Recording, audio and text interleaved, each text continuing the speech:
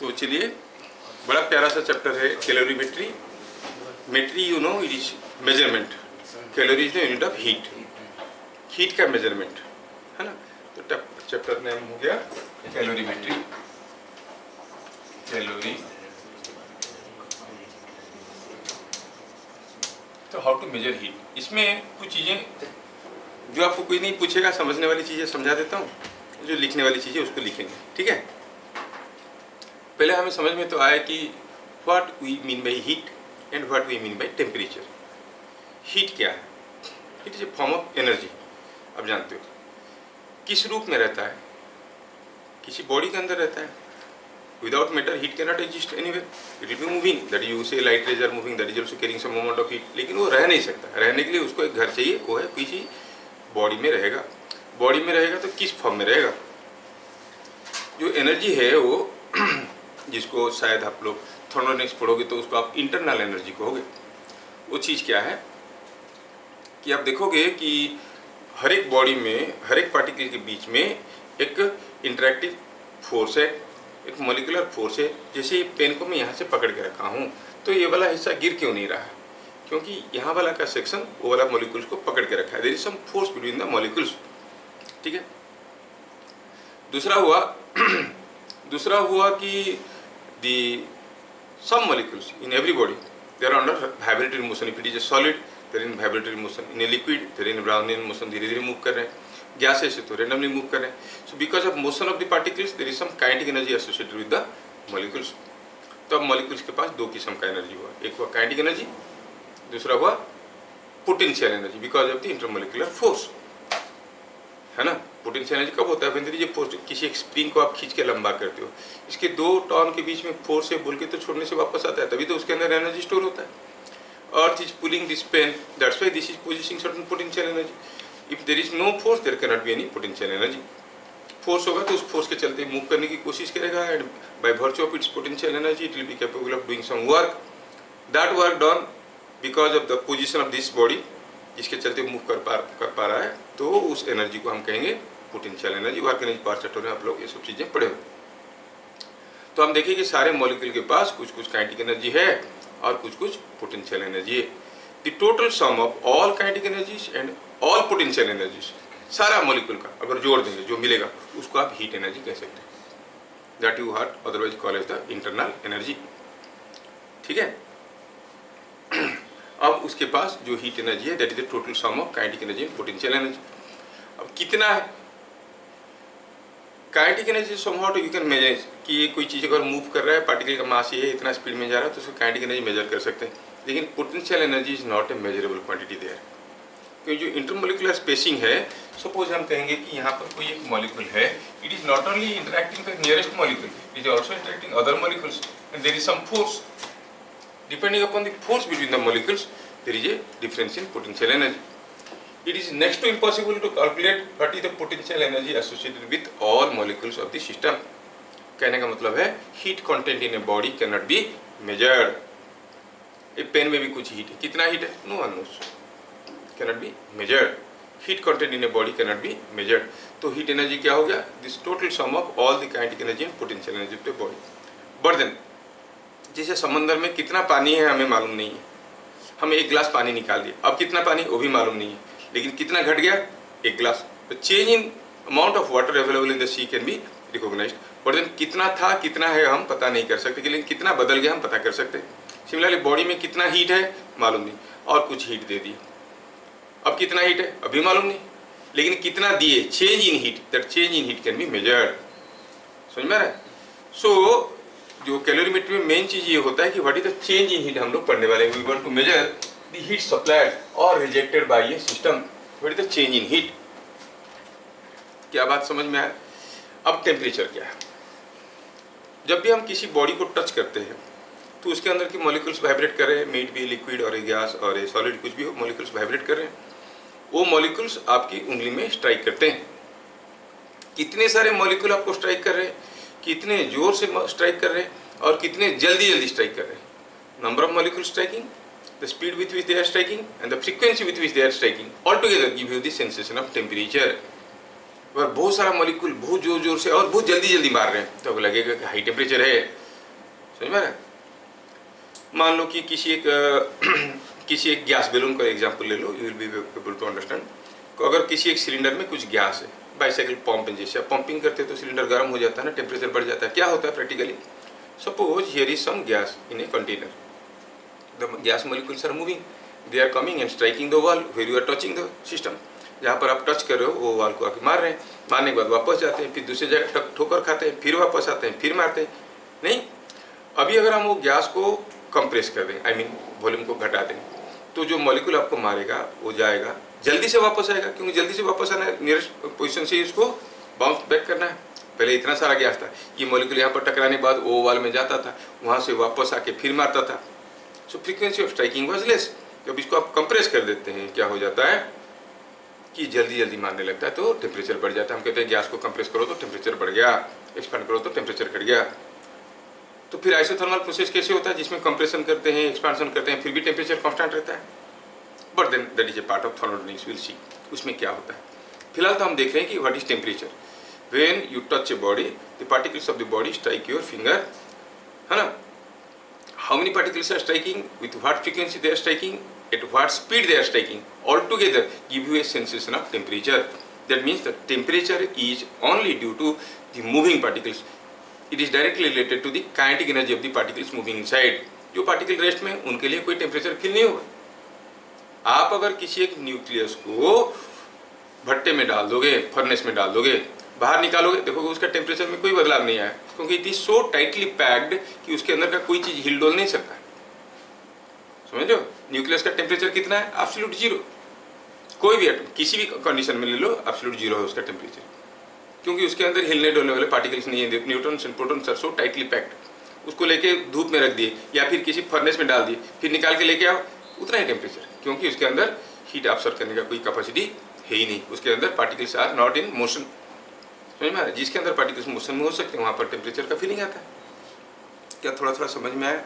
हाँ, तो हीट क्या है? The total sum of kinetic energy and potential energy associated with all molecules of a body, the total heat. Is it a measurable quantity? No, it is not a measurable quantity. Why it is not a measurable quantity? Because potential energy cannot be measured. However, change in heat in a body can be measured, जिसको वो लोग internal energy कहते हैं, है ना। और change in internal energy measurable ऐसे करके पढ़ाते हैं, वो अलग बात है। क्या होता है वो NCVDT क्यों होता है, वो सब देखेंगे, अलग चीज़ें। फिलहाल तो हम बात कर रहे हैं कि heat cannot be measured, but change in heat can be measured. समझ में आया? तो कैलोरीमेट्री में हम क्या मेजर करने वाले हैं? Measurement of calorie, heat. कौन सा heat? Change in heat. Here we are going to measure what is the change in heat in a body. ठीक है।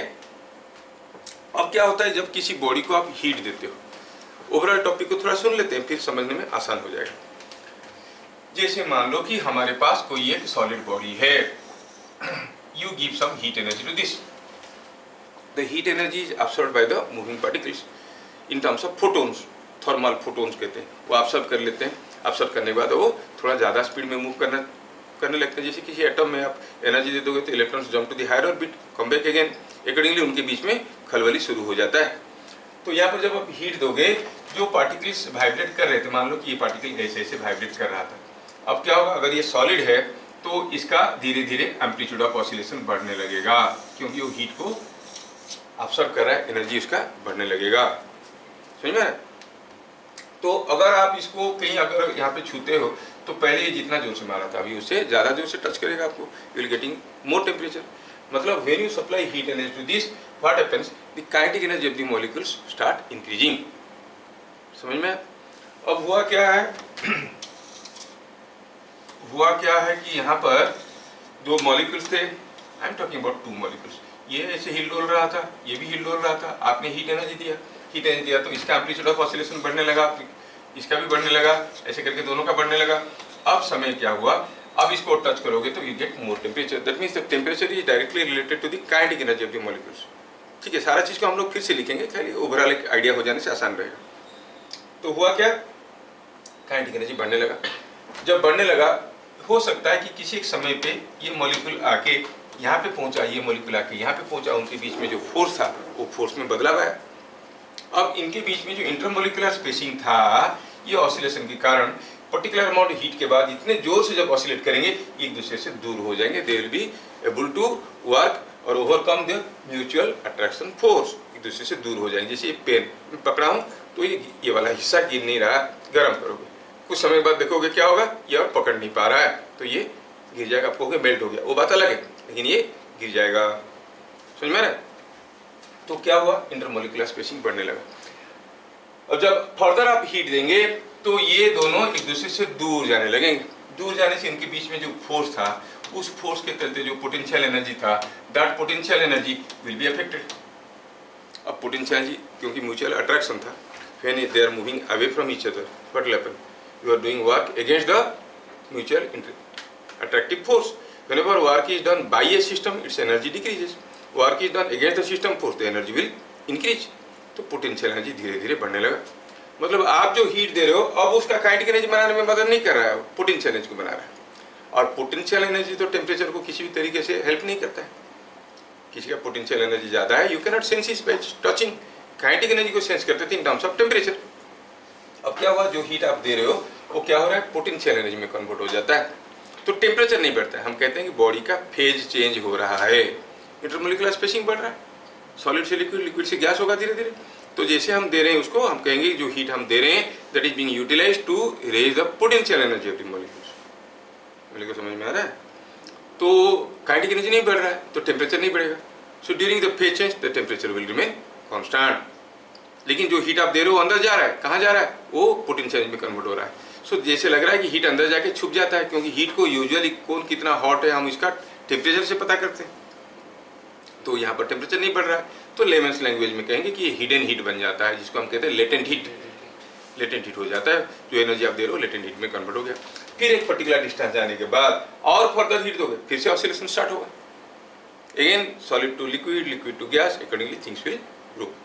सो ड्यूरिंग एंटायर दिस प्रोसेस कब तक उसका टेम्परेचर बढ़ेगा, कब उसका मेल्टिंग होगा, मीन्स लेटेंट हीट बन जाएगा जो हीट आप सप्लाई कर रहे हो, ये सारा चीज़ का एनालिसिस हम लोग इस चैप्टर में पढ़ने वाले हैं। तो उसके लिए कुछ स्पेसिफिक टर्म्स भी हमें पढ़ना है, ठीक है। तो ये था ओवरऑल कहानी, ट्रेलर आज की मूवी का। तो पहले हमें कुछ चीज़ें सीख लेना है। पहला है जो हमें याद रखना है कि हीट एनर्जी क्या है। Heat energy in a body is total sum of all kinetic energy and potential energy of all molecules of the body। बहुत ज़्यादा डिटेल्स में नहीं जाना चाहता हूँ। जैसे यहाँ पर काइनेटिक एनर्जी बोलने से आप जो काइनेटिक एनर्जी सोच रहे हो वो काइनेटिक एनर्जी नहीं है, इसमें थोड़ा सा अंतर है। जैसे हम कहेंगे कोई मास को मूव करवाए, पेन को मैं मूव करवा दिया, सारा मॉलिक्यूल भी तो मूव कर गए, उनका काइनेटिक एनर्जी बढ़ा कि नहीं बढ़ा, तो क्या हीट एनर्जी बढ़ गया? No no no. फिर उसको समझना पड़ेगा वो कौन सा काइनेटिक एनर्जी है। That is the kinetic energy possessed by the molecule due to the speed related to और relative to the centre of mass. Centre of mass जिस स्पीड में जा रहा है रिलेटेड टू दैट स्पीड, इसके पास क्या speed है, उस स्पीड का काइनेटिक एनर्जी निकालेंगे, हाफ एम स्क्वायर करेंगे तो that is the kinetic energy है। तो इतना डेप्थ में क्यों जाए हम लोग, तुम लोग छोटे बच्चे हो, है ना, खाली काइनेटिक एनर्जी बन के चल लो, आगे बढ़ेगा। मैं इसलिए ये बताया क्योंकि जेईई आईआईटी एडवांस में एक बार क्वेश्चन आया था, डिब्बे में कुछ गैस है, वो गैस डिब्बा को मूव करवा दिए, so the kinetic energy of the molecules increase. Do you think the internal energy of the system increases? बच्चे बोले हाँ काइनेटिक एनर्जी बढ़ जाएगा, तो इंटरनल एनर्जी बढ़ जाएगा? नो, क्योंकि सेंटर ऑफ मास भी मूव कर रहा है, relative to centre of mass उनका वेलोसिटी उतना ही है पहले जितना था, समझ में आ रहा है, इसलिए internal energy will not increase. तो थोड़ा गहराई वाली बात है, ठीक है। खैर, तो heat energy in a body is total sum of all kinetic energy and potential energy of all molecules of the body. As potential energy can not be measured, therefore heat content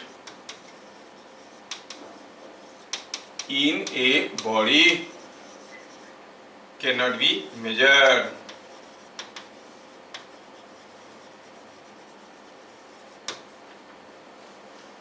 ठीक है, ये बहुत बड़ा एक misconception है, जो ज़्यादा hot है इसमें ज़्यादा हीट है, हम सोचते हैं ऐसा नहीं है। मान लो कि कॉपर का ब्लॉक है, एल्युमिनियम का ब्लॉक है, दोनों बराबर साइज, बराबर मास, बराबर वॉल्यूम के हैं, दोनों का बराबर टेम्परेचर है, दोनों में हीट बराबर नहीं है, because depending upon the force the potential energy is there. ठीक है, कितना है मालूम नहीं है, लेकिन बराबर भी नहीं है। समझ में आ रहा है? क्योंकि इंटरमोलिकुलर फोर्स अफेक्ट करता है हाउ इज द स्ट्रक्चर। ठीक है, टेम्परेचर क्या है? When we touch a body, जैसे आपको बुक में लिखा है द डिग्री ऑफ हॉटनेस और कोल्डनेस, वो कौन सा डिग्री, उसके बारे में कुछ नहीं बताया। गर्म ठंडा लगता है तो उसको टेम्परेचर कहते हैं, वो तो लेमन्स लैंग्वेज में हर कोई समझ लेता है। टेम्परेचर क्या है? When we touch a body,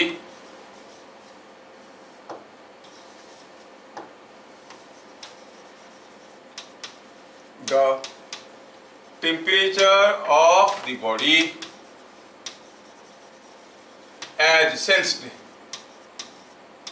is the cumulative effect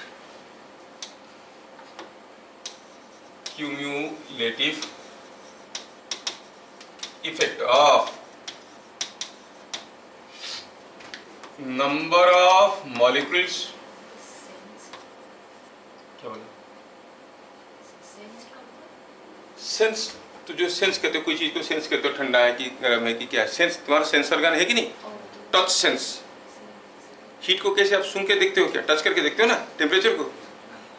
क्या बोल रहा है, बोल। अच्छा, स्पेलिंग पे मत करो यार, मेरा बहुत, हाँ मैं ये, अच्छा ये इसके बारे में बोल रहा हूँ। मैं सोचा ऐसे कैसे बोल रहा है, अभी हुआ इज द क्यूमुलेटिव। मेरा इंग्लिश बहुत पुअर है, कभी तुम लोगों का जैसे 1991 नहीं रखा हम लोग 40, 50, 60 में पार हो गए। ओ रिकॉर्ड में पार हो गए, ठीक है, बदनामी हो गया, देखा रह गया भाई। हम लोग के समय मेरे को, तुम लोग मालूम मेरे को क्लास 10 में कितना आया था? I got 67%। उसको भी देखने के लिए लोग आए थे। नहीं, ओवरऑल उसको देखने के लिए लोग आते थे। अच्छा 67, हम लोगों के जमाने में बहुत बड़ा होता था। तुम लोगों के जमाने में तो ऐसे लिखो तो 10 आउट ऑफ 10 मिलता है, क्या उससे बेहतर ऐसे नहीं हो सकता? नहीं मिलता है तो उसको कैसे मिला वो लड़का को हमारा? He got 598 out of 600।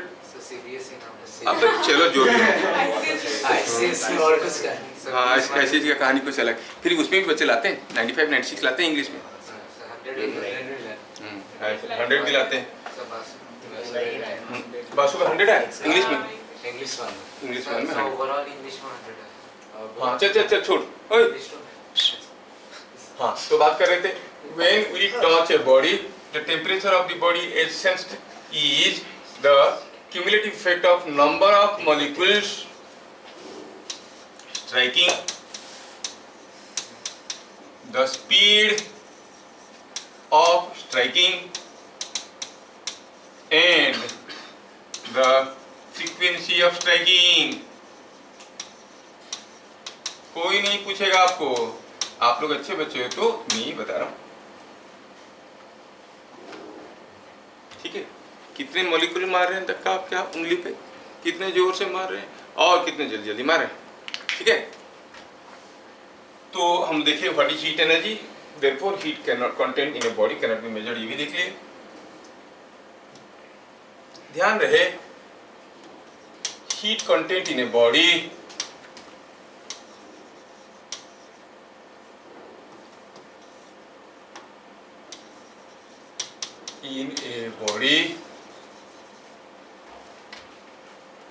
cannot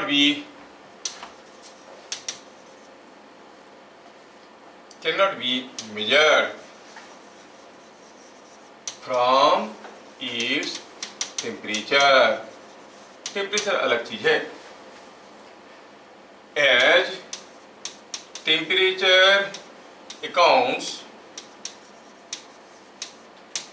only the kinetic energy of the molecules। जो उसका पोटेंशियल एनर्जी है उसको टेम्परेचर से कोई जानकारी नहीं। From the knowledge of temperature you cannot get any idea about the potential energy of the molecules. क्या बात समझ में आया? अच्छा, अब कोई एक बॉडी को जब हम हीट देते हैं तो हीट अंदर जाता है, क्या होता है, पहले उसका टेम्परेचर बढ़ता है, कुछ समय के बाद उसका फेज चेंज होता है, फिर से टेम्परेचर बढ़ता है। जैसे ice eight -20 degree centigrade, you give heat, gradually उसका टेम्परेचर बढ़ेगा। या फिर आइस लेने से समझ नहीं पाओगे, आयरन पीस ले लो, नॉर्मल रूम टेम्परेचर में आप हीट दोगे तो धीरे धीरे धीरे धीरे उसका टेम्परेचर बढ़ेगा, कुछ समय बाद मेल्ट करेगा, उसके बाद फिर से टेम्परेचर बढ़ेगा, उसके बाद वो वेपर हो जाएगा, गैस हो जाएगा, ठीक है नहीं। So phase changes take place. तो चैप्टर में हमें क्या मेजर करना है, what is the change in heat. तो ये जानने के लिए मुझे कुछ स्पेसिफिक टर्म्स को जानना है। एक हुआ स्पेसिफिक हीट, इसको हम लोग क्या लिखते हो, तुम लोग सी लिखते हो कि एस लिखते हो? सी। चलो सी लिखते हैं। Specific heat, the amount of heat required, amount of heat required to reach temperature of 1 gram of a substance by 1 degree centigrade is called its specific heat। कोई एक सब्सटेंस का टेम्परेचर को 1 डिग्री सेंटीग्रेड बढ़ाने, 1 gram of substance का temperature को 1 degree centigrade बढ़ाने के लिए जो हीट चाहिए उसको हम स्पेसिफिक हीट कहते हैं। If delta Q heat supplied to a body of mass m raises its temperature by delta theta, then what is delta Q? 1 gram substance का टेम्परेचर को 1 डिग्री सेंटीग्रेड बढ़ाने के लिए जो हीट चाहिए दैट इज इक्वल टू सी।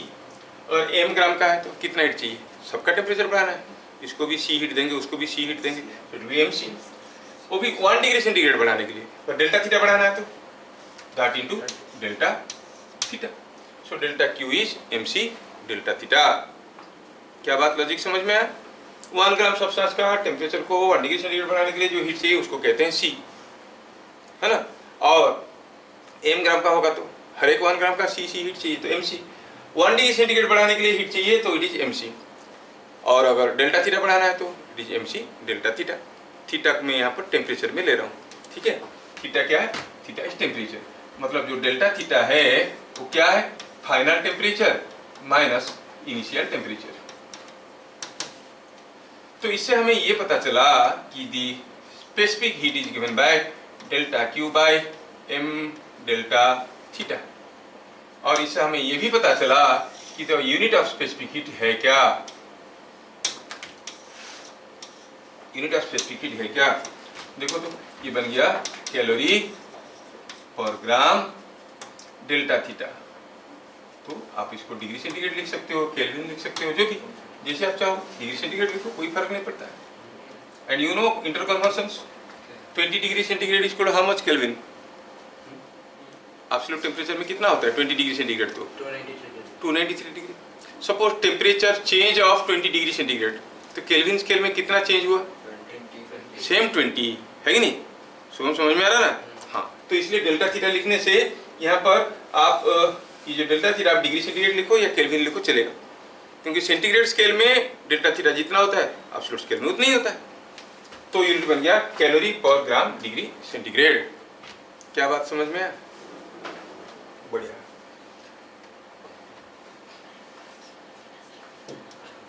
कुछ data आपको याद रखना है। सी for water it is 1 calorie per gram degree centigrade. For ice usually ice और water का खेला चलता है इसमें। For ice कितना है ये मालूम है कि नहीं? 0.5 calorie per gram degree centigrade. And for vapor or steam it is 0.43 calorie पर ग्राम डिग्री सेंटीग्रेड। ये तीन चीज याद रखना, बाकी कोई नया चीज होगा तो सी आपको दिया रहेगा। ठीक है, ये बेसिक चीज़ें आपको याद रखना। पानी का कितना निकाला है देखो, 1 कैलोरी पर ग्राम डिग्री सेंटीग्रेड। ऐसा क्यों? क्योंकि कैलोरी को ही ऐसे डिफाइन किया गया है। How you define 1 calorie of heat? Amount of heat required to raise the temperature of 1 gram of water from 14.5 degree centigrade to 15.5 degree. क्योंकि ये उसका अनामलस होता है, ये उसमें क्या होता है कि डेंसिटी वगैरह बदल जाते हैं, लेकिन आपको 14.5 से 15.5 शायद लिखने की जरूरत नहीं पड़ेगा। तो amount of heat required to raise the temperature of water by 1 degree centigrade बोल देने से काम चल जाता है। क्या 14.5 से 15.5 लिखने की बहुत जरूरत नहीं पड़ता है, 1 डिग्री सेंटीग्रेड लिखने से भी चलता है। ठीक है, so you understand 1 calorie heat. तो हमें समझ में आया व्हाट इज स्पेसिफिक हीट। यहां पर दूसरा एक टर्म आता है that is called heat capacity.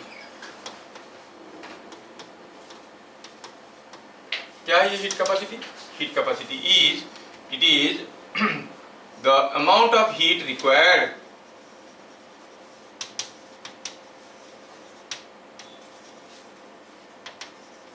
to raise temperature of a body by 1 degree centigrade. कोई भी बॉडी है, कितना मास है उससे हमको कोई मतलब नहीं है, कोई मतलब नहीं है उसका मास क्या है। वो बॉडी का टेम्परेचर को 1 डिग्री सेंटीग्रेड बढ़ाने के लिए जो हीट चाहिए उसको हम कहेंगे हीट कैपेसिटी। मतलब जो आपका डेल्टा क्यू था, that will be called the heat capacity if temperature is rising by 1 degree centigrade. The amount of heat required to raise the temperature of a body by 1 degree centigrade. अगर delta theta का value 1 ले लेंगे, delta Q क्या हो गया? m into c. It's a product of mass and specific heat. क्या बात समझ में आया? So it is coming out to be the product of mass and specific heat. Unit क्या बनेगा? बस ग्राम निकल जाएगा। क्या बाकी रहेगा इसमें? कैलोरी पर डिग्री सेंटीग्रेड, क्योंकि इसमें कैलोरी पर ग्राम डिग्री सेंटीग्रेड था, ये ग्राम है, ग्राम ग्राम को खा गया, बच गया कैलोरी पर डिग्री सेंटीग्रेड। इन ऐसा को समझ में आ रहा है? नहीं बैठेगा तो वीडियो पर देख लोगे तुम लोग, क्योंकि मुझे जल्दी जल्दी खत्म करना है। बहुत ज्यादा इंटरेस्टिंग नहीं है चैप्टर, पढ़ते हैं यूजफुल है इस पर बोर्ड। आया समझ में? हीट कैपेसिटी समझ में आया। यहाँ पर और एक चीज बताएंगे, वाटर इक्विवेलेंट।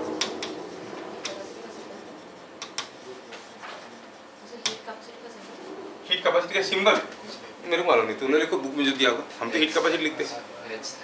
हाँ तो जो भी लिखो अपना मर्जी है, बुक में जो दिया है। अलग अलग अथर अलग अलग सिंबल लेते हैं, उसका कोई सिंबल है नहीं।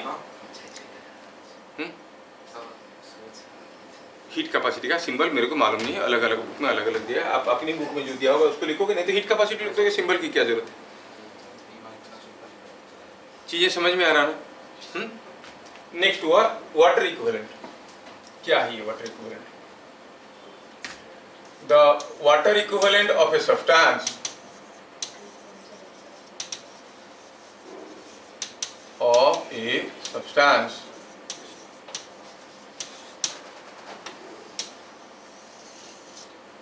is the mass of water whose heat capacity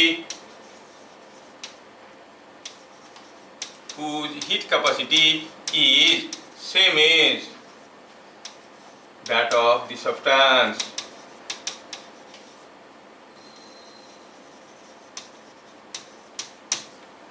whose heat capacity is same as that of the substance। आवाज कर रहा है। मतलब अगर आपके पास कोई कॉपर ब्लॉक रखा है, ये कॉपर का ब्लॉक है, this is what is the mass of copper. इसका अपना स्पेसिफिक हीट है, स्पेसिफिक हीट ऑफ कॉपर। इसका वाटर इक्विवेलेंट निकालना है, तो आपको क्या करना है, you have to consider some amount of water. कितना? Say it is mw।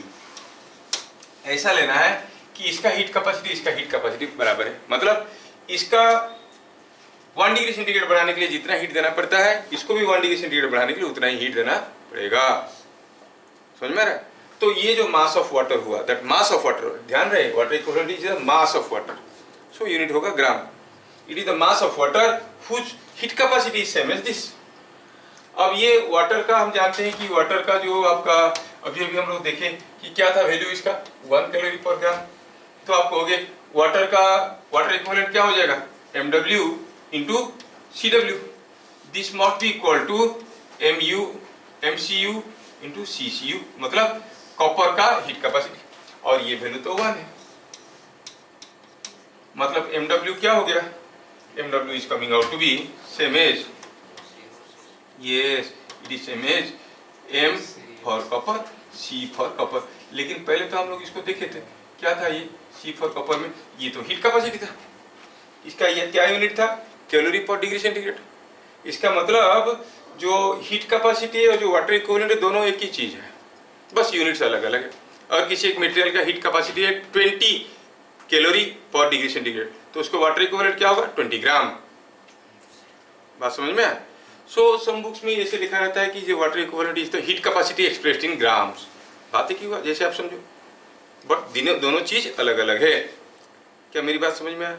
कोई एक बॉडी का हीट कैपेसिटी है 15 कैलोरी पर डिग्री सेंटीग्रेड, तो उसका टेम्परेचर को 2 डिग्री सेंटीग्रेड बढ़ाने के लिए कितना हीट देना पड़ेगा, 1 डिग्री सेंटीग्रेड बढ़ाने के लिए 15 कैलोरी हीट की जरूरत होता है, तो 2 डिग्री बढ़ाने के लिए 20 कैलोरी देना पड़ेगा, हाँ 30 कैलोरी देना पड़ेगा, है कि नहीं। अच्छा, अगर उसका पूछेंगे वाटर इक्विवेलेंट क्या है, वाटर इक्विवेलेंट क्या है, तो आप कहोगे कि हम यस इट इज 30 ग्राम। नहीं, 1 डिग्री सेंटीग्रेड बढ़ाने के लिए कितना हीट देना पड़ता था 15 कैलोरी, तो उसका वाटर इक्विवेलेंट क्या हो जाएगा 15 ग्राम। 2 डिग्री में वाटर इक्विवेलेंट नहीं बदलने वाला। वाटर इक्विवेलेंट क्या है, it is equal to the mass of water whose heat capacity. Heat capacity होता है 1 डिग्री सेंटीग्रेड बढ़ाने के लिए जो हीट चाहिए। हीट कैपेसिटी क्या होता है, the amount of heat required to raise the temperature by 1 degree centigrade. आया समझ में। हाँ, क्योंकि बहुत सारी चीज नए नए आ रहे हैं तो आपको थोड़ा सा कंफ्यूजिंग लग रहा होगा। एनीवे मैं लिख देता हूँ और एक दो छोटे छोटे क्वेश्चन कर देंगे तो आपका आइडिया क्लियर हो जाएगा। तो हम कहेंगे water equivalent, water equivalent is same as heat capacity in unit of grams,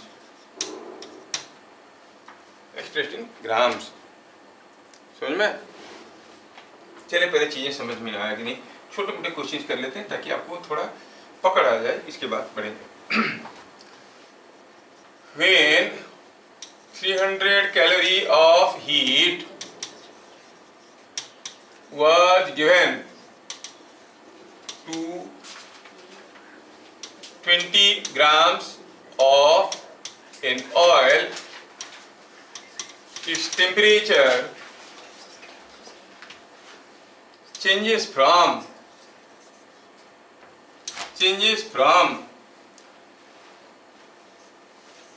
35 degrees centigrade to 85 degrees centigrade. Find specific heat of oil.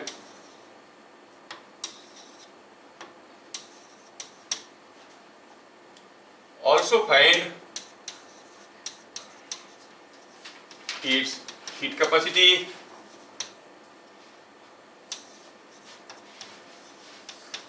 in water equivalent.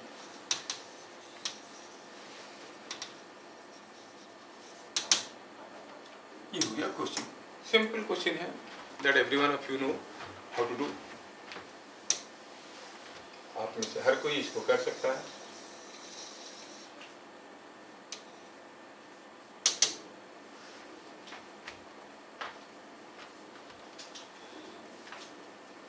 और मैं लीनियस से सुनना चाहूँगा क्योंकि उसका वॉइस बहुत अच्छा है।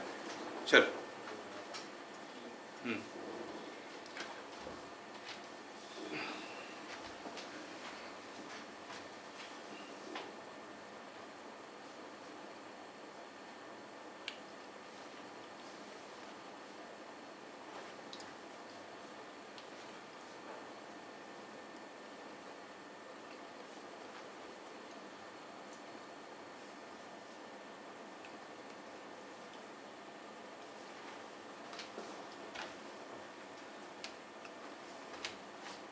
सॉल्यूशन निकालें। यहाँ पर क्या क्या दिया है, the amount of heat supply कितना 300 कैलोरी, और क्या दिया है मास ऑफ द सब्सटेंस कितना 20 ग्राम, डेल्टा थीटा दिया है, the rise in temperature 85 minus 35 is 50 degree centigrade. C पूछा है, क्या फॉर्मूला था, delta Q by M delta theta, तो इट इज 300 बाई मास था 20 और डेल्टा थीटा क्या था 50, so is it not coming out to be 0.3 calorie पर ग्राम डिग्री सेंटीग्रेड है। तो स्पेसिफिक हीट आ गया ये। फिर पूछा है बताओ हीट कैपेसिटी, हीट कैपेसिटी आप कहोगे सर मास के साथ स्पेसिफिक हीट को मल्टीप्लाई कर देंगे, और स्पेसिफिक हीट नहीं पूछा होगा तो सी निकाल के मल्टीप्लाई करेंगे क्या, नहीं नहीं नहीं, हम देख रहे हैं कि स्पेसिफिक हीट का डेफिनेशन क्या था, amount of heat required to raise the temperature by 1 degree centigrade. इसको 35 से 85 50 डिग्री सेंटीग्रेड बढ़ाने के लिए 300 कैलोरी की जरूरत होता है, 1 डिग्री सेंटीग्रेड बढ़ाने के लिए कितना हीट की जरूरत पड़ेगा 300 by 50, 6 calorie per degree centigrade. समझ में आ रहा है क्या, अदरवाइज आप कहोगे नहीं तो m इंटू सी करना है, चलो पहले सी निकालते हैं फिर m मल्टीप्लाई करेंगे, समझ में आ रहा है। तो थोड़ा हम लिखना चाहेंगे इसको, heat capacity is of course understood as m into C, m दिया है कुछ इसका वैल्यू दिया हुआ 20 ग्राम, c हम निकाल चुके हैं 0.3, 20 into 0.3 is coming out to be something like 6 calorie per degree centigrade. ये हो गया फंडामेंटल फॉर्मूला यूजिंग, तो इसके लिए आपको सी निकालना पड़ेगा, लेकिन let us see what is heat capacity. Heat capacity था amount of heat required, amount of heat required to raise temperature by 1 degree centigrade, और बैकग्राउंड में हमें ये मालूम है कि delta Q is equal to M C delta theta. 1 degree centigrade बढ़ाने के लिए क्या करना पड़ेगा, delta Q by delta theta. Delta theta बढ़ाने के लिए डेल्टा क्यू हीट की जरूरत होता है, 1 डिग्री बढ़ाने के लिए delta Q by delta theta, delta Q by delta theta से वही तो एमसी है, जो आप एमसी कहते हो that is nothing but delta Q by delta theta. लेने सा आ रहा है समझ में, नहीं आ रहा, ये समझ में आया पहला वाला। अब मैं ये तो फॉर्मूले पे चले गए हम लोग, फॉर्मूला लगा के निकाल फंडामेंटल पे जाओ। What is heat capacity, the amount of heat required to raise the temperature of the substance by 1 degree centigrade.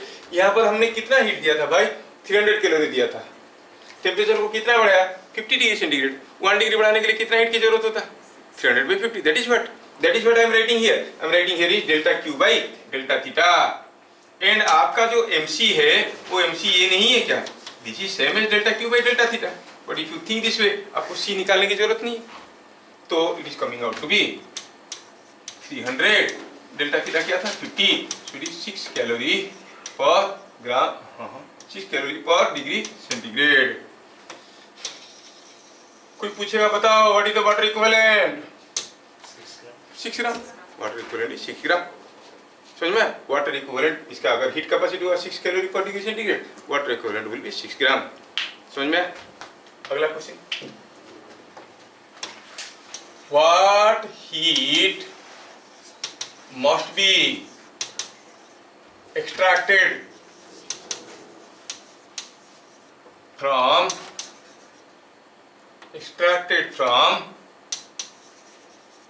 30 gram of water at 60 degree centigrade so as to lower its temperature to 20 degree centigrade. Simple question देता हूँ ये देखने के लिए कि क्या आप लोग फॉर्मूला यूज कर पाते हो। जो स्पेसिफिक हीट के वैल्यूज में बताया for water, ice and vapour, आपको याद रखना पड़ेगा। यहाँ पर वाटर का स्पेसिफिक हीट दिया नहीं, but you have to remember it is 1 calorie पर gram degree centigrade.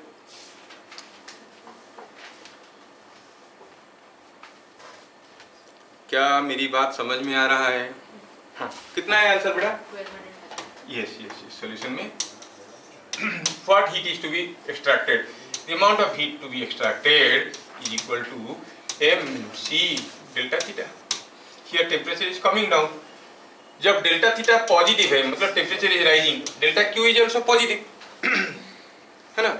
Delta theta negative है मतलब final temperature is lesser than the initial temperature, delta Q will be negative. But under any condition delta theta is always final temperature minus initial temperature. Delta Q positive आया तो heat is supplied to the system, negative आया तो heat is rejected by the system. समझ में? अगर ये चीज आया positive implies heat supplied to body, body को ये हीट दिया गया है। और ये अगर नेगेटिव आया तो इसका मतलब heat rejected by body. Delta theta is always final temperature minus initial temperature. Now 60 से 20 मिलाए हो तो फाइनल टेम्परेचर 20 है, इनिशियल टेम्परेचर 60 है।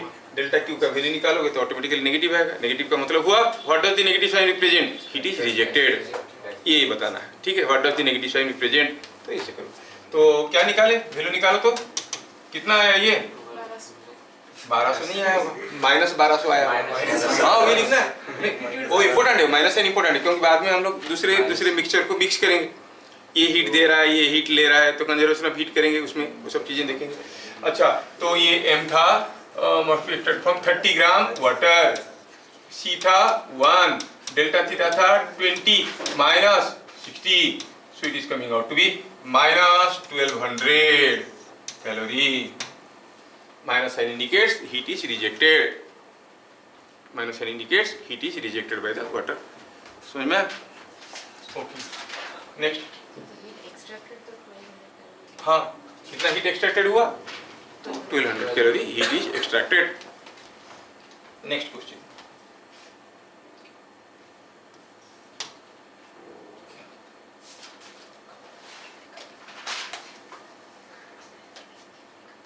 ट्वेंटी ग्राम ऑफ, और थोड़ा ऐसे लिखते हैं, वाटर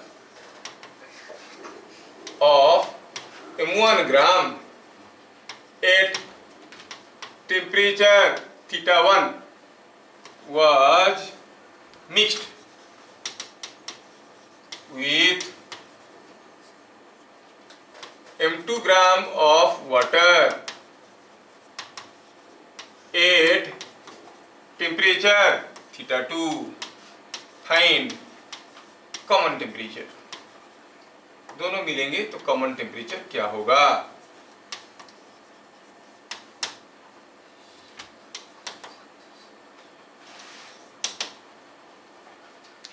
तो इनमें से कोई एक ज़्यादा टेम्परेचर में होगा, कोई एक कम टेम्परेचर में होगा। जो हॉट बॉडी होगा उससे हीट निकलेगा, जो कोल्ड बॉडी होगा उसमें हीट घुसेगा, है कि नहीं?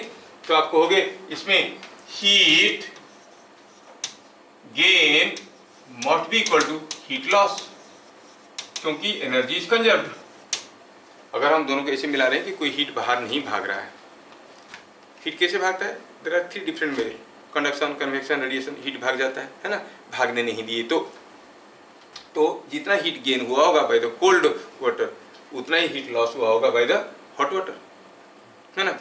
तो लेट आप इस क्वेश्चन में ही लिख देते हैं, find the common temperature theta 0। Find the common temperature theta 0। मान लो कि दोनों को जोड़ने के बाद कॉमन टेम्परेचर बना थीटा 0। जो हीट गेन किया वो थीटा 1 से थीटा 0 हो गया, दूसरा थीटा 2 से थीटा 0 हो गया। हीट कितना गेन किया हो? M1 पानी था ना, yes, C for water into temperature क्या था पहले गेन किया है, पहले था थीटा 1 अब हो गया थीटा 0, तो आप कहोगे थीटा 0 माइनस थीटा 1।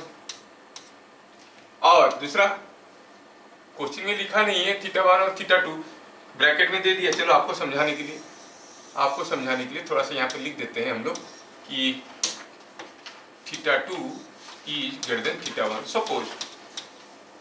तो theta 0 minus theta 1, this is the heat gain. पहला वाला थीटा 1 टेम्परेचर में था, अब थीटा 0 हो गया। दूसरा केस में जो हीट लॉस हुआ उसका M2C वो था कितने में? थीटा 2 में, अब बन गया थीटा 0, सो ये थीटा 2 से थीटा 0। आप बोलोगे सर फाइनल माइनस इनिशियल लिखना चाहिए, मैं हीट लॉस लिखा हूं ऑलरेडी। हीट लॉस कितना हुआ, पहले था θ2, अब हो था θ0। If I simplify, I find C being same on either side because it is water. C दोनों का बराबर है, तो आप कहोगे m1 θ0 minus m1 θ1 is equal to m2 θ0 minus m2 θ0। और हमें यहाँ से कॉमन टेम्परेचर निकालना था, आप इसको फॉर्मूला के तौर पे याद रख सकते हो, m1 θ1 plus m2 θ2 by m1 plus m2।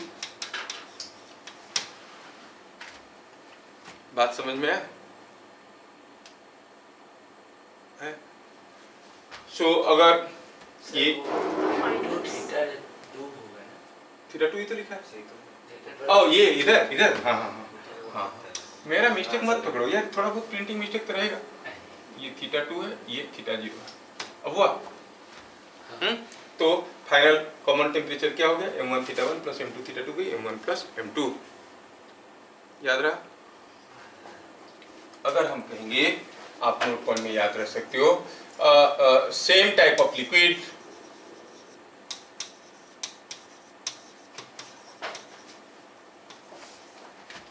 of masses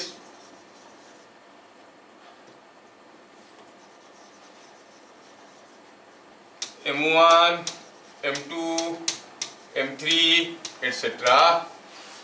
at temperatures θ1, θ2, θ3 etc. respectively are mixed। तो आपको जो कॉमन टेम्परेचर मिलेगा θ0, that is the common temperature,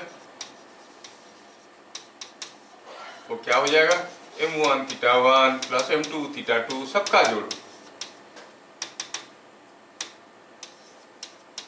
m3 θ3 सबको जोड़ो, divided by m1 plus m2 plus m3, that you can write as summation of mi θi by summation of mi, the common temperature।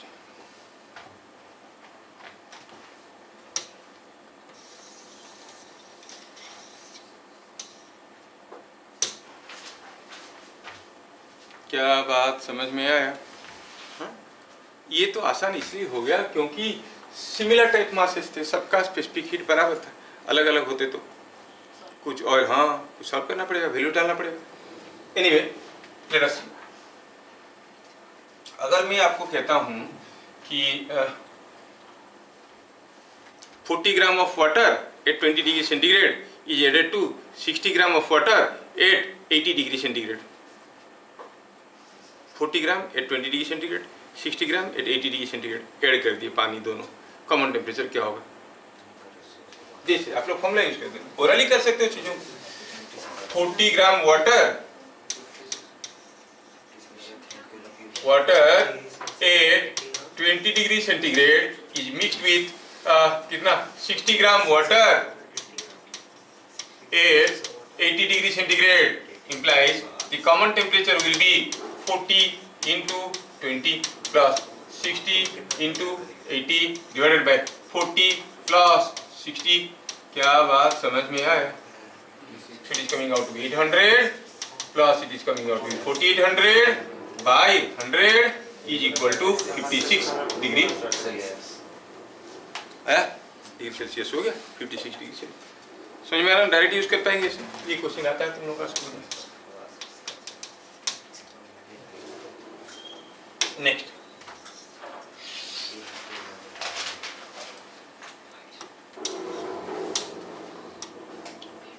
Next हुआ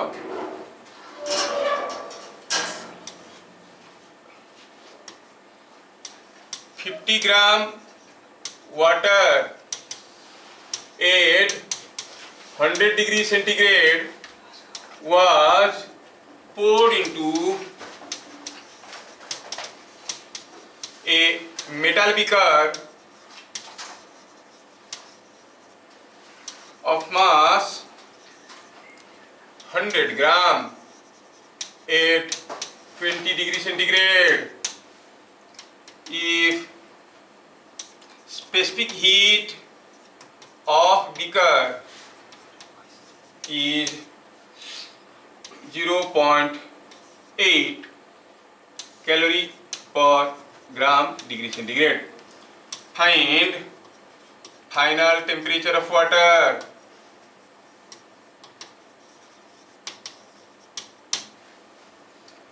क्या आपको question समझ में आया?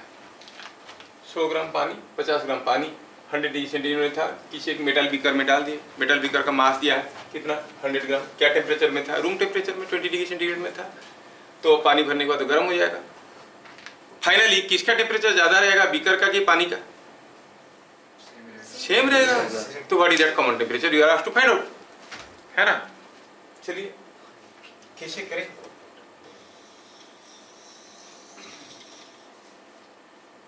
कैसे करें?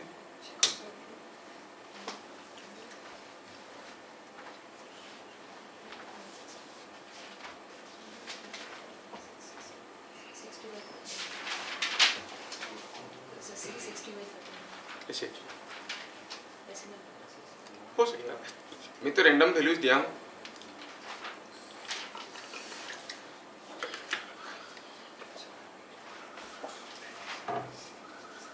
तो अगर कुछ पानी को दूसरे कुछ पानी के साथ मिलाना होता था तो हम लोगों को टेम्परेचर निकालना बहुत आसान था। m1 θ1 plus m2 θ2 by m1 plus m2 ऐसे करते थे ना। Why not we convert the beaker into water? Water equivalent निकाल दो तो आप कहोगे सॉल्यूशन में water equivalent of beaker is equal to mass of beaker into specific heat of the beaker. वो तो था 100 ग्राम का और उसका स्पेसिफिक हीट था 0.8, तो it is coming out to be 80 gram. Now the case is 100 gram beaker at 20 degree centigrade is same as 80 gram water at 20 degree centigrade.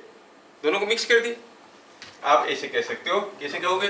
कहोगे 50 gram water at 100 degree centigrade plus 100 gram beaker at 20 degree centigrade. ये जो चीज है इसको आप ऐसे लिख सकते हो, कैसे?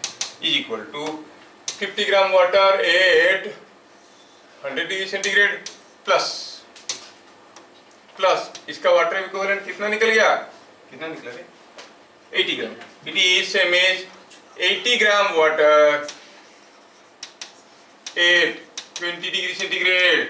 So the common temperature is 50 into 100 plus 80 into 20 by 50 plus 20, sorry 50 plus 80। जो आया आंसर छोड़ दो, कैलकुलेट करके दिमाग क्यों खराब करे अपना? तरीका तो समझ में आ गया। और एक बार भाई जो बीकर था उसको पानी कर दिया, मैजिक। कैसे पानी करेंगे? टेक द वाटर इक्विवेलेंट, क्योंकि इसके ये हीट लेने से देने से जैसा इफेक्ट दिखाता है उतना वाटर भी तो वही इफेक्ट दिखाएगा। तो वाटर इक्विवेलेंट कैसे निकालें? वो था कितने ग्राम का? 100 ग्राम का बीकर 20 डिग्री सेंटीग्रेड में, उसका स्पेसिफिक हीट दिया हुआ था। तो आप कहोगे कि water equivalent of the beaker is mass into C, 100 into 0.8। तो ये जो बीकर है that is as good as 80 gram of water. So beaker was at 20 degree centigrade means 80 gram water was at 20 degree centigrade। अब 80 gram water at 20 degree centigrade, उसको add करना है 50 gram water at 100 degree centigrade. Formula तो तुमको मालूम है, आ गया समझ में? इक्विवेलेंट वाटर में कन्वर्ट कर दिए।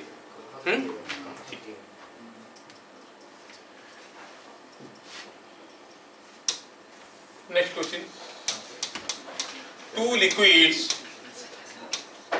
Of masses M1 and M2 with specific heats C1 and C2 are mixed, and you know in a mixture there is no chemical reaction taking place, they are mixed. Find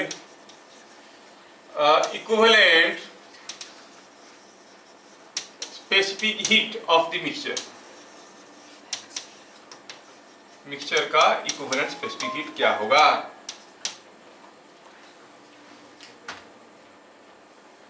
ठीक है, तो हुआ यूं है कि हमारे पास दो किस्म की मिक्सचर है, दो किस्म की लिक्विड है, ये और ये जो दो लिक्विड्स है दोनों का मास अलग अलग है, स्पेसिफिक हीट अलग अलग है। इसका C1 है और मास M1 है, दूसरे का मास M2 है और ये C2 है। ऐसा करके ये दोनों को मिक्स कर दिया गया है। जब इन दोनों को हम मिक्स कर दिए तो ये बन गया M2 और ये बन गया C2। दोनों मिल गए तो देयर इज ए मिक्सचर, तो आप कहोगे कि इसमें टोटल मास तो वही रहेगा M1 प्लस M2। पूछा है बताओ इसका इक्विवेलेंट C क्या होगा। मतलब इसको अगर हम डेल्टा Q हीट देंगे तो इसका टेम्परेचर जितना बढ़ेगा इनको देंगे तो उतना ही बढ़ेगा।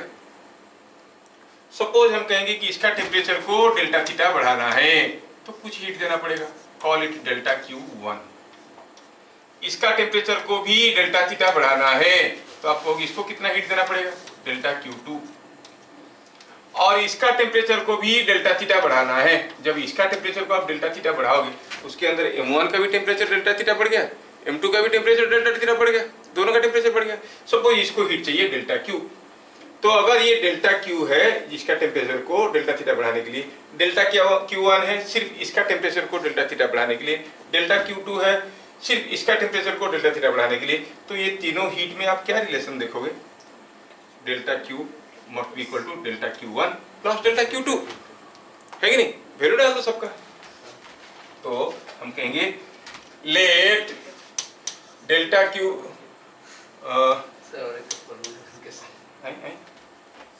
समझने में गड़बड़ हुआ, क्या बोल रहे थे, क्या बोल रहा है, कुछ भी नहीं है, कोई बड़बड़ा रहा है। ऐसा हमारा सेक्टर 7 का जो बॉस स्टॉप वहां पर एक आदमी है, बड़बड़ाते रहता है, कोई नहीं होता उसका गड़बड़, वो बड़बड़ाते रहता है। तो क्या बोल रहे थे इधर, let to reach temperature of mixture by delta theta, delta Q is heat supplied to mixture, delta Q1 is heat supplied to first liquid and delta Q2 is heat supplied to second liquid। ऐसा लिखना पड़ता है, your miss will otherwise miss you. कौन है school में जो भी है वो मिस कर जाएंगे, ऐसे नहीं लिखा मार खा दिए। तो delta Q is delta Q1 plus delta Q2।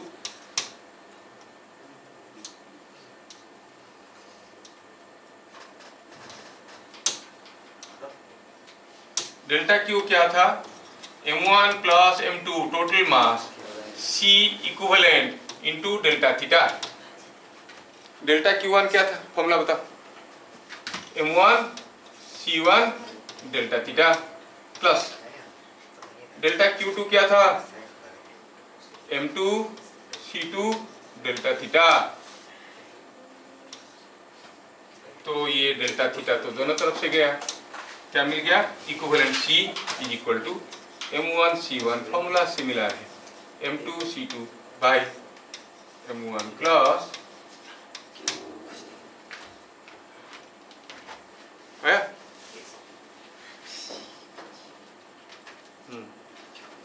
पूरा इंटेस्टाइन तक दिखता है, इतना बड़ा मुंह खुलता है को नींद आ रहा है, इतना बड़ा मुंह ऐसे खुलता है, पूरा मुझे तो स्मॉल इंटेस्टाइन तक दिखा।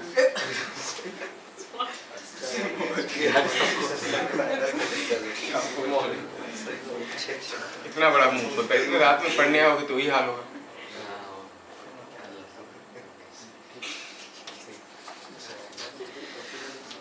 क्या बात सबको समझ में आ रहा है? सिंपल तो है, कोई डिफिकल्ट चीज़ तो है नहीं। नाउ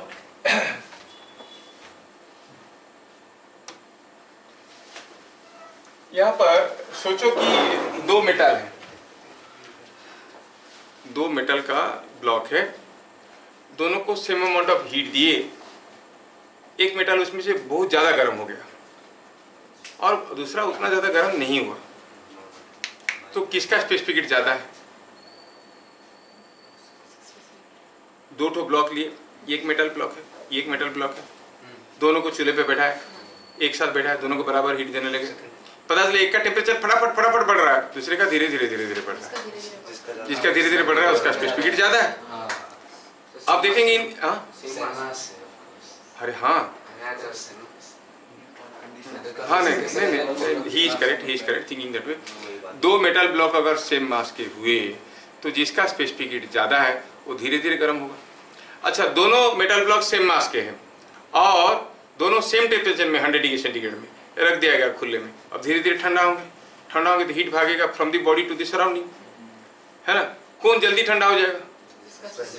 जिसका स्पेसिफिक हीट कम है, जिसका स्पेसिफिक हीट कम है वो जल्दी ठंडा हो जाएगा, जिसका स्पेसिफिक हीट ज़्यादा है वो जल्दी ठंडा नहीं होगा, ना जल्दी ठंडा होगा ना जल्दी गर्म होगा। जैसे कुछ बच्चे होते हैं, कुछ गाली उली कर दो उनको फर्क नहीं पड़ता, थोड़ा ज़्यादा कर लो, एक बार गुस्से में आ गए तो काफ़ी देर में गुस्से में आते हैं, एक बार आ गया तो महीनों चलता है वो गुस्से में।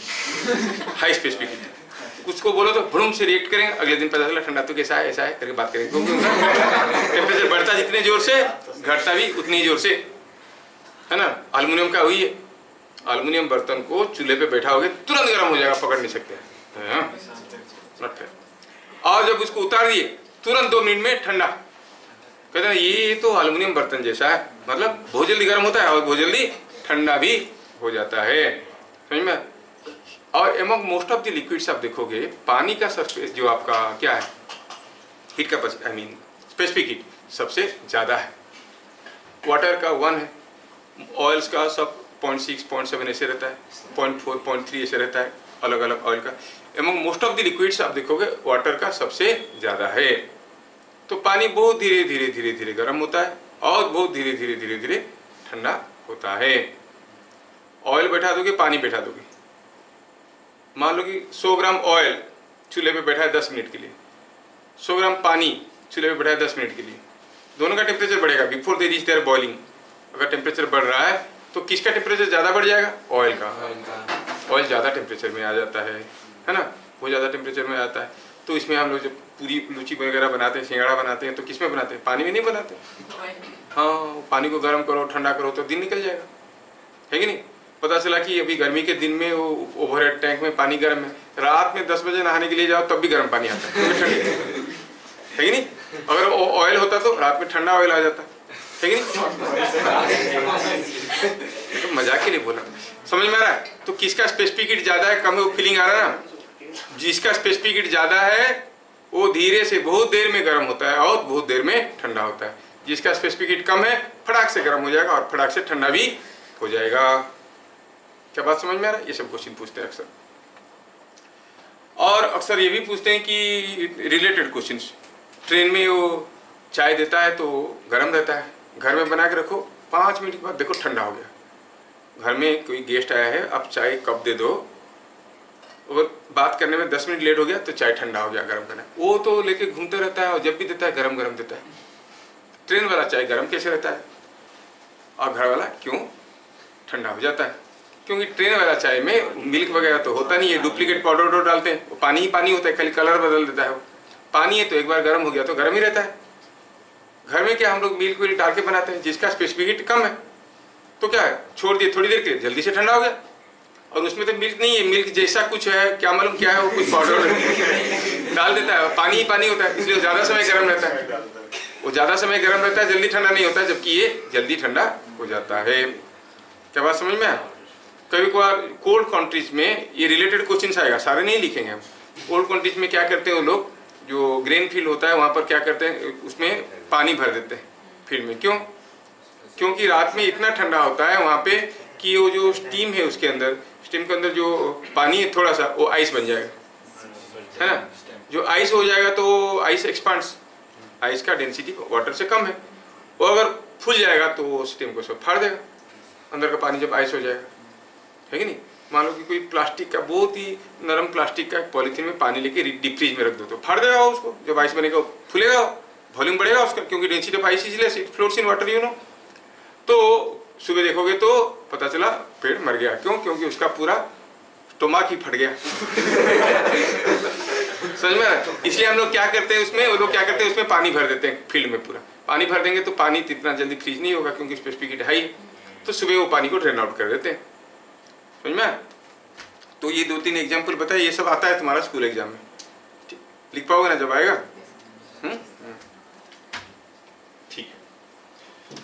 तो हम लोग अभी देखें ये नाउ, कितने बजे तक हम लोग पढ़ेंगे? तो फिर coaching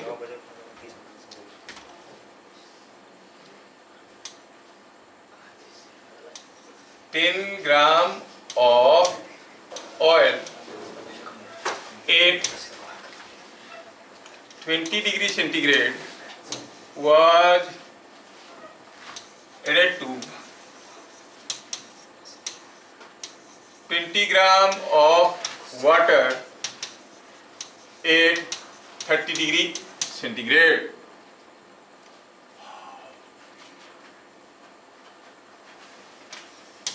Find common temperature if or given C for oil is 0.7 calorie per gram degree centigrade. Calorie per gram degree centigrade. ठीक है। और ऐसे ही डायरेक्ट क्वेश्चन आएंगे, फॉर्मूला लगा के करना है, आप लोग कर सकते हो, क्योंकि आप लोग अच्छे बच्चे हो तो थोड़ा सा टेढ़ा कोचिंग देना चाहता हूँ। ठीक है। सो हियर आर 2 टैप्स आपकी बाथरूम में। गया तो नहीं, लेकिन इमेजिन कर सकता हूँ कि there must be a geyser और एक कोल्ड वाटर का भी एक पाइप होगा। चलो मानते हैं कि ये दोनों का क्रॉस सेक्शनल एरिया बराबर है, इसका और इसका, और ये हो गया ठंडा पानी, ये हो गया गर्म पानी। गर्म पानी जो गीजर वाला टेप होता है वो थोड़ा रेड कलर का होता है, तो उसको थोड़ा रेड कर देते हैं, ये हो गया रेड। ये हो गया गर्म पानी। यहां से पानी निकल रहा है suppose with 2 metre per second में, और यहां से निकल रहा है 3 मीटर पर सेकेंड में। Got it? Both the taps are having same cross sectional area. एक में से पानी निकल रहा है 2 मीटर पर सेकेंड में, दूसरे में से निकल रहा है 3 मीटर पर सेकेंड में। Hot water, temperature of hot water, temperature of hot water is say 80 degree centigrade. That of cold water is cold नहीं normal water. Normal water is something say cold as है, say it is 20 degree centigrade. Hot water is delivered at 2 meter per second, and normal water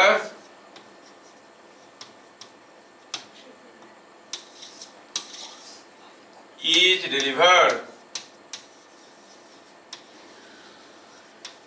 at 3 meter per second. Find common temperature of water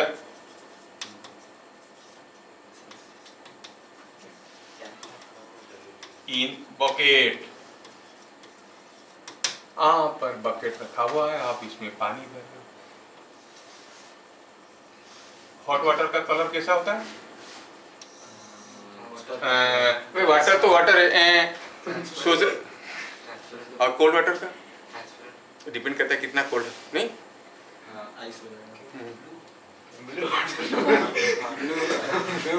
तो ये पानी दोनों गिरे दिए कि दोनों का क्रॉस सेक्शनल एरिया बराबर है। क्या दिया है? Given that area of cross section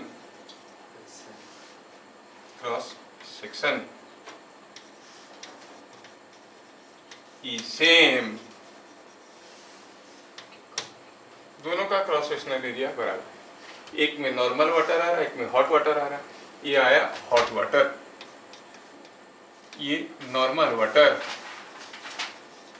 water पानी आ रहा है 3 मीटर पर सेकेंड में, और हॉट वाटर का ऐसा कुछ आ रहा है। और आपको पूछा गया बताओ बकेट में पानी का टेम्परेचर क्या होगा। होपफुली आप लोग इसको कर लोगे।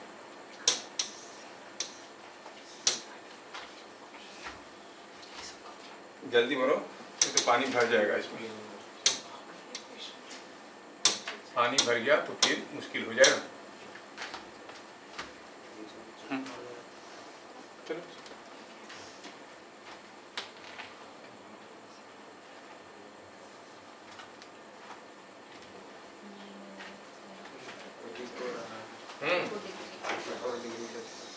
इससे पहले वाला का लिख दिया था ना क्वेश्चन।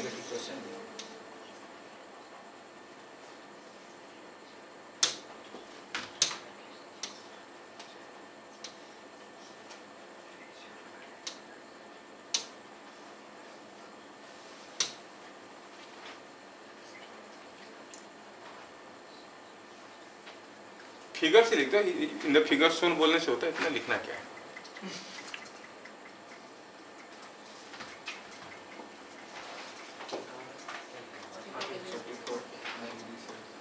आया? और दोनों का क्रॉस सेक्शनल एरिया अलग अलग होता तो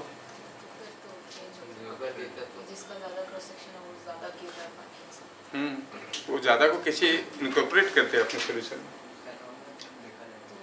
इसका मतलब इसमें अगर निकलेगा m2m पानी तो इसमें निकलेगा 3m, वही सोचना है। एरिया के हिसाब से, क्योंकि सिलेंडर का वॉल्यूम। क्या दोनों क्वेश्चन आपसे बन गया? पहला क्वेश्चन का आंसर क्या हुआ? 10 gram of oil at 20 degree centigrade was added to 20 gram of water at 30 degree centigrade. मतलब आप कहोगे कि delta Q for oil plus delta Q for water क्या होगा बताओ? क्या ये 0 होगा? हम पहले क्वेश्चन कर चुके हैं, heat gain is equal to heat loss, है ना। अब थोड़ा सा दूसरा तरीके से सोचने की कोशिश कर रहे हैं। Heat gain is equal to heat loss करके हम लोग किए थे क्वेश्चन, जो दो लिक्विड को मिक्स कर रहे थे। यहाँ पर थोड़ा दूसरे तरीके से सोचो, अगर इन दोनों को जोड़ेंगे, इसमें से कोई एक पॉजिटिव होगा, कोई एक नेगेटिव होगा, that must be equal to 0। तो ये निकालो, ये निकालो, डेल्टा क्यू फॉर ऑयल कैसे निकालना है? M1 C1 डेल्टा थीटा, क्या common temperature, theta 0 minus theta 1। दूसरा M2 C2 theta 0 minus theta 2, that should be equal to 0। क्या ये इक्वेशन सबको समझ में आया? पहले हम कर रहे थे heat gain is equal to heat loss, ऐसे करके किए थे। हाँ, ये हीट गेन नहीं, ये अलग अलग तरीका बताने की कोशिश कर रहा हूँ। वहाँ पर heat gain equal heat loss किए थे, यहाँ पर बोल रहे हैं delta Q for oil plus delta Q for water equal to 0, क्योंकि इनमें से किसी एक का तो पॉजिटिव होगा, किसी एक का नेगेटिव होगा। जिसका जितना पॉजिटिव होगा उसका उतना ही नेगेटिव होगा। तो कीपिंग दैट इन माइंड हम दोनों को निकाल दिए, दोनों का डेल्टा क्यू निकाल दिए। निकालते वक्त में ध्यान रखा कि always I am taking about the final temperature minus initial temperature, final temperature minus initial temperature.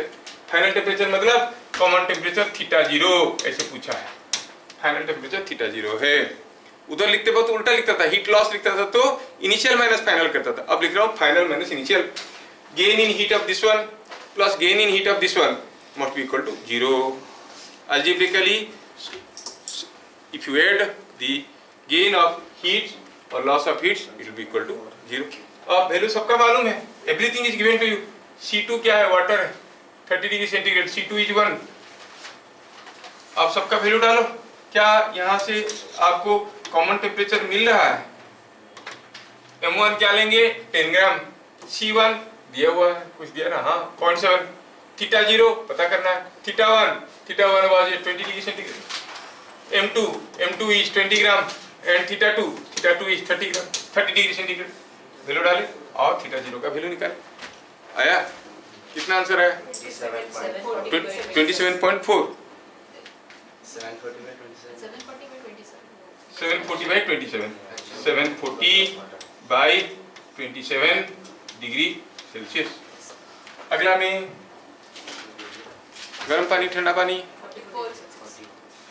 नहीं, अगर हम इसमें कहेंगे कि 2m water is coming, here 3m water is coming, तो 2m into 80 plus 3m into 20 by 2m plus 3m is the common temperature. समझ में आ रहा है? तो क्या कहेंगे इसमें? कहेंगे when hot water received is 2m, normal water received is 3m, so common temperature is 2m into क्या टेम्परेचर था? वो था कुछ 80 degree centigrade plus 3m into क्या टेम्परेचर था नॉर्मल वाटर? 20 डिग्री सेंटीग्रेड और ये 2m प्लस 3m। आंसर मिला क्या? Is coming 160 plus 60 by 5 is coming out to 220 by 5 is 44 degree centigrade. क्या बात समझ में आया? तो हमें इतना ज़्यादा टेम्परेचर नहीं चाहिए। हमारा बॉडी टेम्परेचर कितना है? 37.5। बॉडी टेम्परेचर से थोड़ा सा कम चाहिए, क्योंकि वो ठंडे के दिन में क्या होता है, टेम्परेचर स्किन का टेम्परेचर कम हो जाता है। तो 37, मान लो कि हमें चाहिए 40 डिग्री सेंटीग्रेड, तो क्या करना पड़ेगा? कौन सा टेप का स्पीड बढ़ाना पड़ेगा? कोल्ड वाटर की हॉट वाटर? Cold water. वो उल्टा भी पूछ सकते हैं, फलाना टेम्परेचर के लिए उसका स्पीड क्या होना चाहिए। समझ में आ रहा है? तो इसी को घुमा फिरा के उल्टा सीधे सीधे पूछ ले, लोग घुमा के पूछ सकते हैं। अब what should be the ratio of the speeds in the two taps so that you get this temperature. यहाँ पर तो स्पीड का रेशियो पे आ गया। जहाँ पर 2m लिखे हैं वहाँ पर लिखेंगे mv1, दूसरी की जगह लिखेंगे mv2। v1 में v2 चाहिए आपको, क्योंकि आपको अगर ये फाइनल टेम्परेचर दे दिया ये चाहिए, तो v1 में v2 निकालना हो आप निकाल सकते हो। ऐसा क्या देख लो, समझ में आ रहा है ना? चलो ठीक है, फिर मिलते हैं अगले क्लास, फिर मिलेंगे अगले क्लास। तब तक के लिए जय हिंद।